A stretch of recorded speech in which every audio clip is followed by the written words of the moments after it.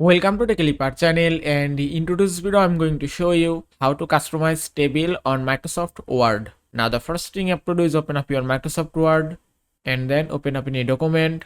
So at first, if I create a table, just click on Insert tab and then click on Table and select your column and row. Now if you want to customize your table, at first you have to select your table, then you can find two tabs. One is table design tab and another is table layout tab, and using these two tabs you can easily customize your table. So if you want to change your table style, just click on table design tab, and from here you can customize your table and you can choose any table style as you like. If I select it, and that's it, you can see the table style has been changed successfully. You can also find here so many options to customize your table. You can see header row, total row, banded rows, first column, last column, banded columns, and you can check or uncheck this option from here. And that is how you can customize table on Microsoft Word. I hope this video was helpful. If it was, please give it a thumbs up and don't forget to subscribe.